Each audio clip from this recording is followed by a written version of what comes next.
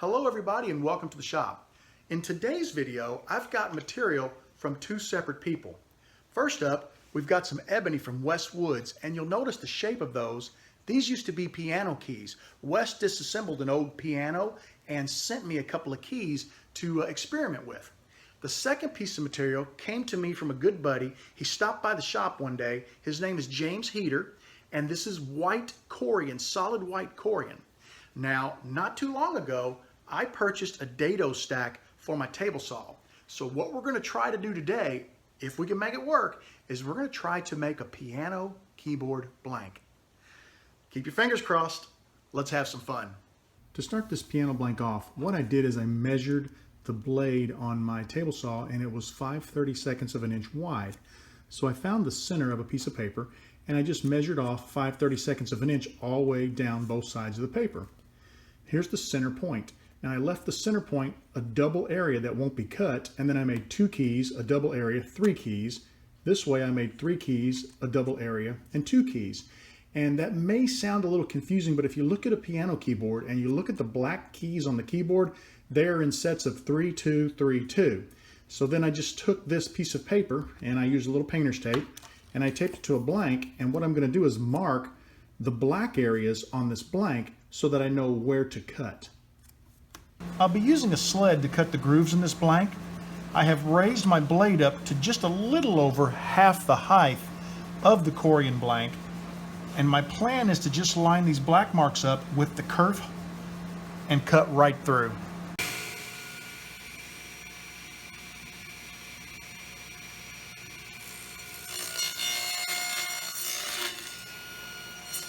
I think the blank turned out really nice. You can see I've got my 3-2, 3-2 set up. What I want to do now is turn my attention to cutting the ebony into small enough pieces to be able to fit in the kerf of each of these cuts.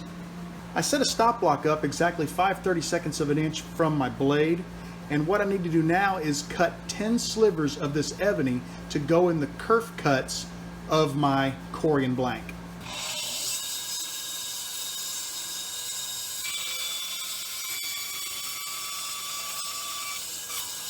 I'm going to use a little medium CA glue, and we're going to glue our ebony slices into our blank.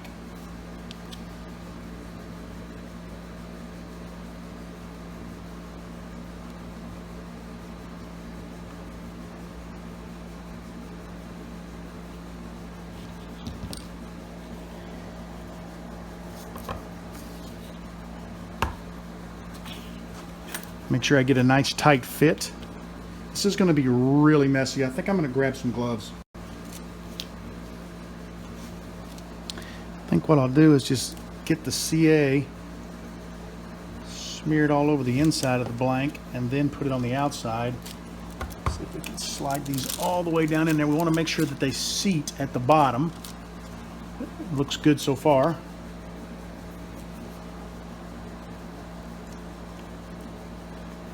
I'm really glad I got the glove. It makes it a little easier because I don't have to worry so much about getting messy. I can just go ahead and... Wow, that one's tight.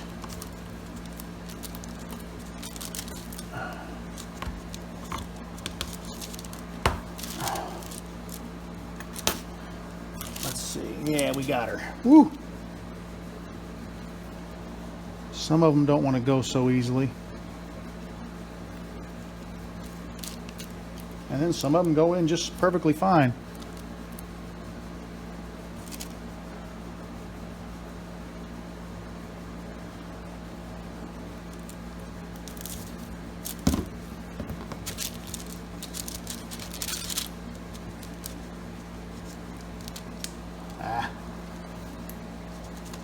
This is a really messy process, but it's going to yield a very cool blank. I think I have enough CA glue on my gloves now to where I probably don't need to apply any more to the blank.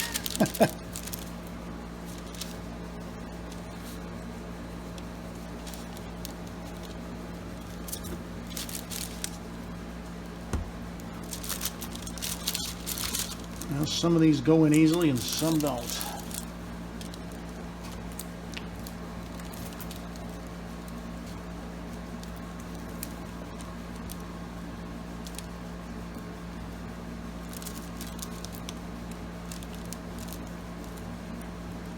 Ooh, this is posing a problem. There we go. Make sure she's all the way down in there, and it is. I just don't want anything sliding out. Some of these are moving a little bit.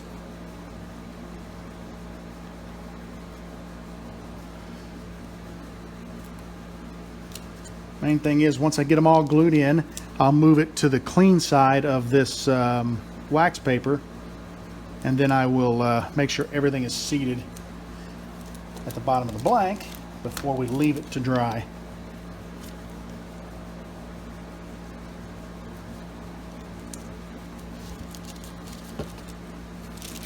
Okay. Take a peek at this side. Everything looks good. Take a peek at this side. Everything looks good. Let's get it up here. We'll set it on the clean side of the wax paper. And no accelerator. We're just going to let this thing set and dry naturally. And we'll come back when it's dry and move on with the next step.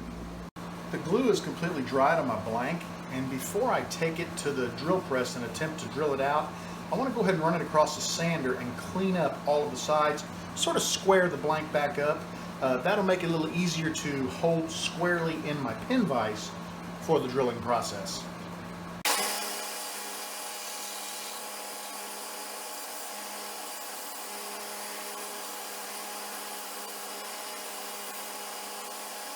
Throughout the sanding process, I just ran my finger up and down the blank, just feeling for any bumps to make sure that I got it smooth. I think I've done about the best job that I can of smoothing out the blank and getting it squared up. I'm now ready to head over to the drill press and see if I can chuck this thing up and drill right down the center for the tube.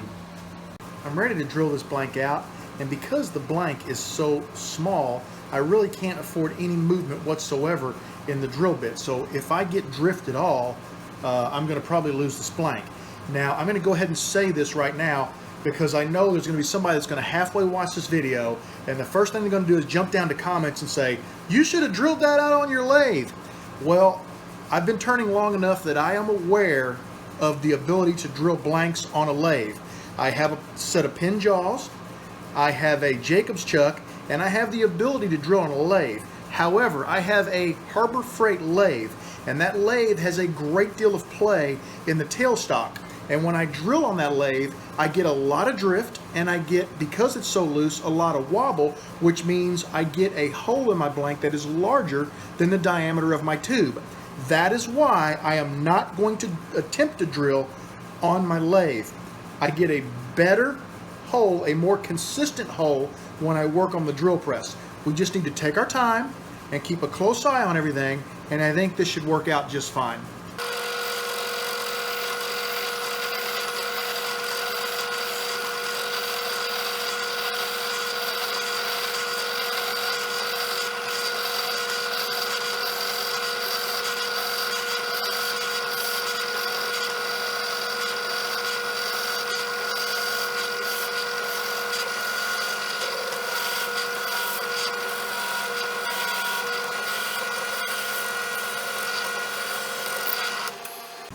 I've decided to stop for a minute because holding the blank like I am, I can feel heat in the blank coming from the blade, which means I'm building up an awful lot of heat. And what I want to do is give this a few minutes to cool, and then we'll pick back up and continue drilling. The bit has had plenty of time to cool, so I'm ready to pick back up where we left off.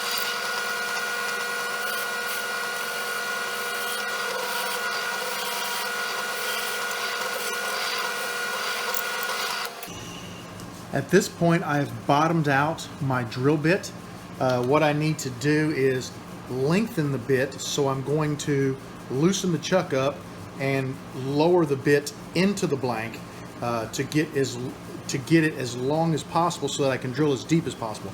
I did leave a rather large section on both the top and the bottom, and I did that because my thought was if I start drilling off center, I can always come in and and trim this down and start over. What I may end up doing is going ahead and cutting this to allow me to get the bit deeper into the blank. But for right now, let's just loosen up the bit and drop it down.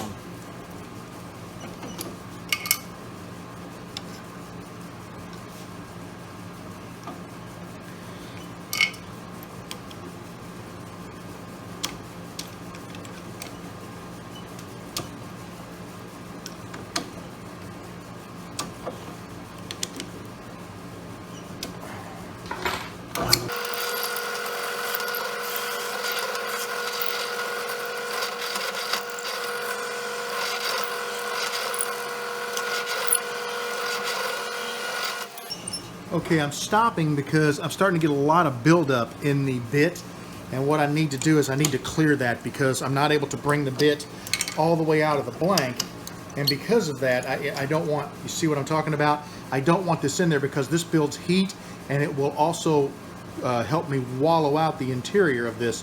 So I'm going to clean this off. We're going to let the bit cool a little bit because it is getting hot, and then we're going to come back and attempt to finish.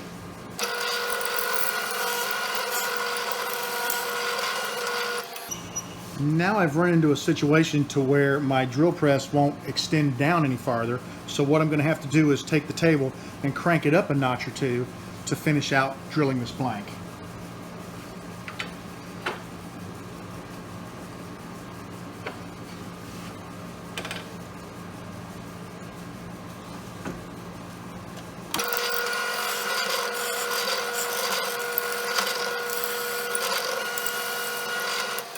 What I'm going to do is I'm going to mark the blank, a dot here and a dot here, and that lets me know how to line it back up, because what I need to do now is I'm going to remove the blank and I'm going to check it against the bit to see if I've drilled far enough down into the blank to be able to trim the edges off and make my pin.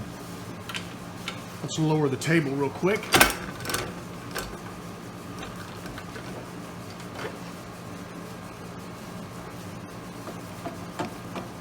A little bit more.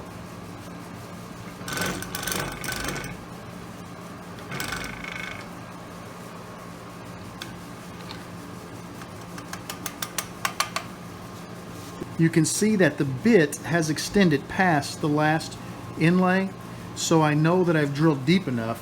What I need to do now is, this is the center of my blank, I'll go ahead and get my tubes laid on here, and I'll get these ends cut off evenly on both sides. Hopefully when I cut this end off, you'll see the hole where I've drilled through. If not, I'll leave my bit set up. We'll come back, we'll tap it through the end, and we should be ready to take this blank to the lathe. With both tubes and the trim ring, you can see that we're at 4 and maybe 1/4 inches. So what I'm going to do is divide that in half, so 2 1/8, and this is my center point right here, and then we'll split the difference on either side of the blank. Here's the issue I'm having. If I take my blank and I go to 2 1/8, you can see the blank is kind of offset because of the way the pattern runs. So what I'm going to do is back up just a little bit in an effort to give myself roughly the same distance on both ends of the blank.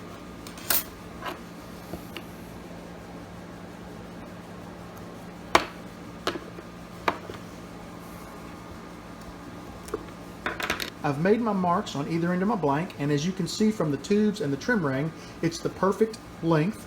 What I'm going to do is take this to the bandsaw, and I will cut this fat. I'll go on the outside of these lines, and that way once I glue the tubes in, I can take it to my belt sander and sand it to the perfect length. I just came from the bandsaw, and you can see I did leave a little on each end, which is exactly what I wanted to do. There's my entry hole, and there's my exit hole, just shy of where it needs to be. All we need to do is tap this blank and bring the bit the rest of the way through. Go ahead and string it up on the bit. And I'm just going to hold on to this and go ahead and punch the hole.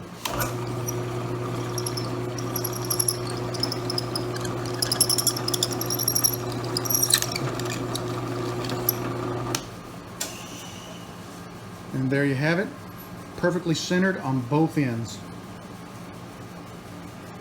I'm ready to glue the tube into my blank, and since this is a modified slimline, we'll only be gluing a tube into the back of the blank.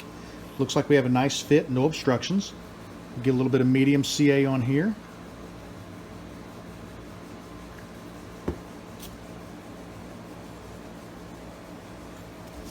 And I want to get this just below the surface. Just a hair below the surface.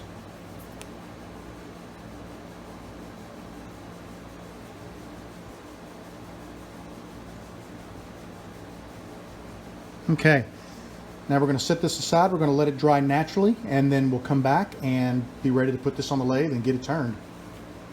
This blank is ultimately going to be a modified slimline pin. Now here is an example of a standard slimline tube. When you make the modifieds, you need to make this tube a tiny bit longer to account for the distance that the chrome ring takes up. Otherwise, you press the transmission too far into the top half of the pin and it becomes difficult to remove. I have made a custom tube that is exactly 1/4 of an inch in length longer to account for the trim ring. Now I will use this tube to square the edges and to turn it. Then this tube will be removed. This tube will get the nib and the transmission and go back into the pin. There will be that tiny little gap between the two of them, and that keeps the transmission from seating too far into the back half of the pin. So what I want to do now is, using my modified tube, I'll go ahead and get it into the blank, and I'm going to trim up both ends of the blank, and I'm going to knock, I can't do too much, but I'm going to knock these corners down just a tiny bit, especially on the side with the ebony. I just have to be careful not to get too far into the blank because I don't have a lot of meat to work with.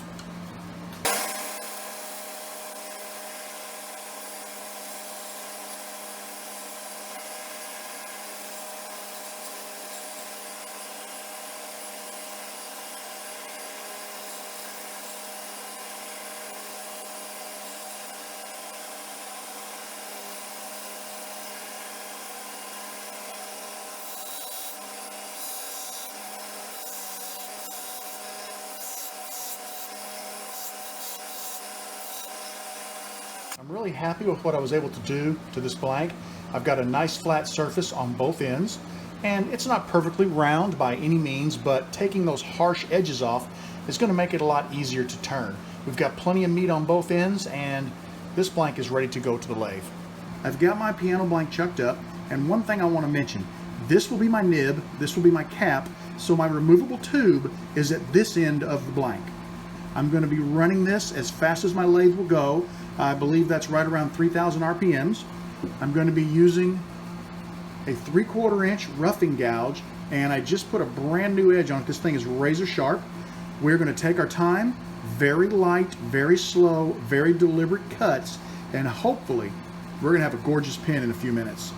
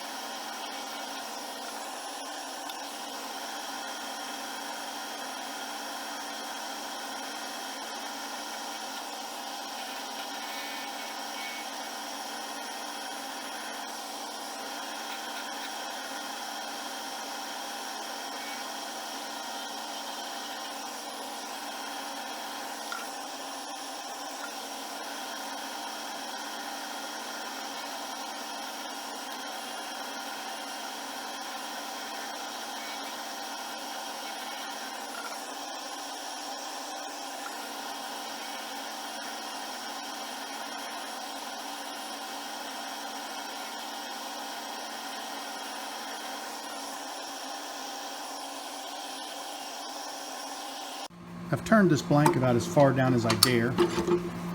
Overall, it looks really nice. There's one little spot here where it looks like I took an extra large chunk out with my table saw blade.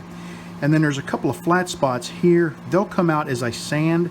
I've got one little chip there. I'm hoping to really go in with the sandpaper and be able to remove that, as well as these little flat spots. You see the shiny areas, that's where CA glue is. It's the piece of wood was flat, and that's just the flat edge. But I think with sandpaper I can clean all of that up. This is the only thing I'm worried about. So let's see what happens as we go after this with a little sandpaper.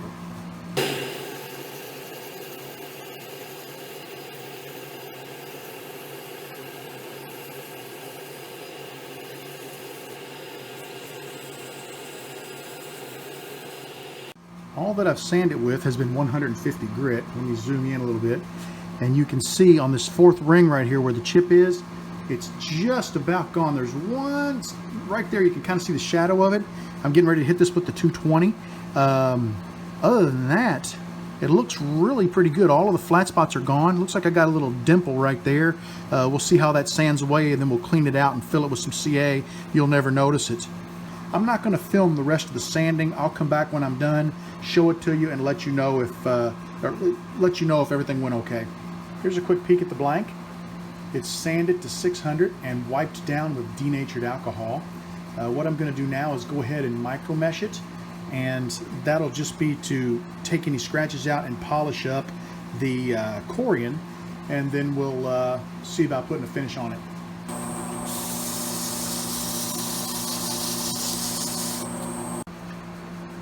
Wow, it made a big difference on the corian. Really polished it up nicely.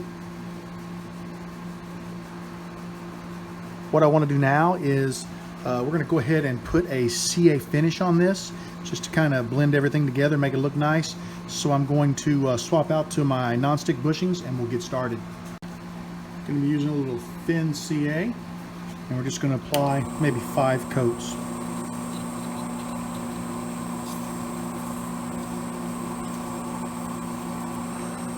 One thing I want to mention about a CA finish, you'll notice I'm not using any activator. I try to avoid using the activator until the very final coat. And the reason why is when you use the activator, it causes the glue to dry so fast that it will shrink. And as the glue shrinks, it will cause microscopic cracks all throughout your CA finish. And if you take this blank outside and you look at it under the sunlight, you will see those cracks. They'll be very predominant. So I avoid the activator at all costs. When you're using thin, this stuff will dry in 30-45 seconds. Just leave your lathe spinning, give it time to dry, and the only time I use the activator is on the very final coat, which will be a medium CA. So we're at 4 coats of thin. I need 1 more coat of thin, and then we're going to move on to medium.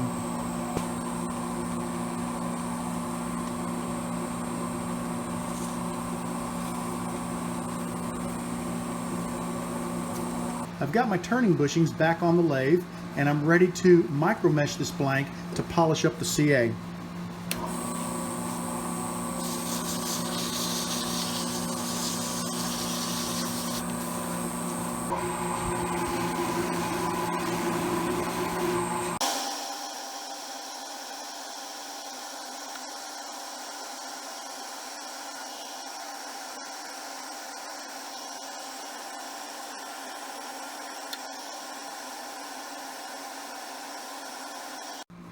This blank turned out absolutely amazing. I think it's beautiful.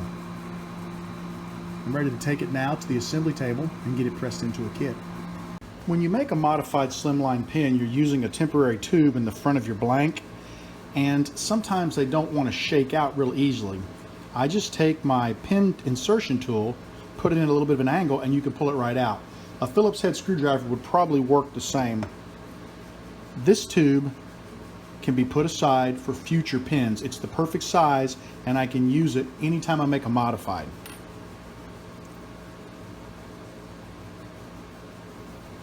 We're going to take our tube. I didn't bother sanding it up. It doesn't really matter because you're not going to put any adhesive on it, so it doesn't need to grip. Plus shiny, I think it looks a little nicer. And we're going to go ahead and press our nib into it.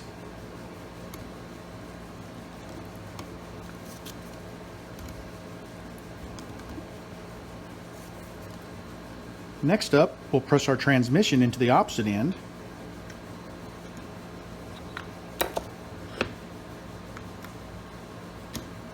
Being very careful to keep everything straight and aligned. Just going to press it in up to about the brass, and we're going to go ahead and test our pen refill or our ink refill to see how it retracts and ejects. And it looks pretty good, at least to come out just a little bit more. So we're going to remove this, and we're going to give it just a little bit more of a tap. Push it in just not quite halfway between the line and the brass, but just a little farther. Ooh, hope that wasn't too far. No, that looks absolutely perfect. Look at that. All right. Now I'm going to go ahead now. This is the front half of the pen where there is no tube. This will slide down in there, and the transmission will connect to the back half of the pen and allow it to snap into place.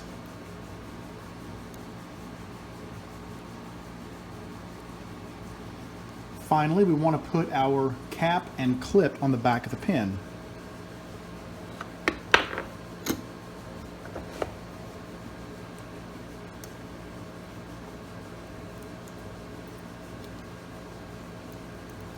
Just going to lightly start this. I don't want to push it all the way in because, whoops, make sure that doesn't go at an angle. Don't ever do that. Always take your time with these things and make sure that they go in nice and straight. Okay, I've got it nice and straight, and when the pen lays on the table, I want it to lay like, whoops, let me get it back in the, I want it to lay like this so it kind of looks like a keyboard. So what I'm going to do is I'm going to put the clip right here, and you'll notice I had that one little flaw where I nicked it with my blade. That'll kind of help hide that. I'm going to pretty well center it, it looks like.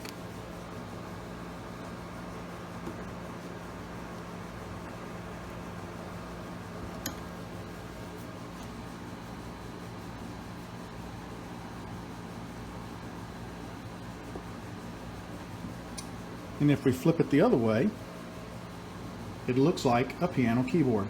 We won't need this trim ring, so we'll put it aside in our spare parts bin. I really hope you enjoyed this video. I had a great time making this pen. It was very challenging, yet it was very fun to make.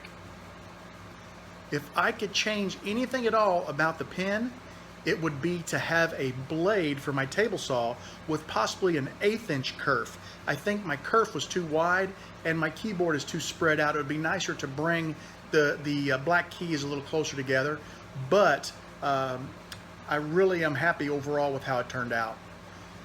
I'd like to thank you for joining me in the shop for this video. I want you to know that you are always welcome in my shop. Come back and see me again real soon. Have a great evening, everybody.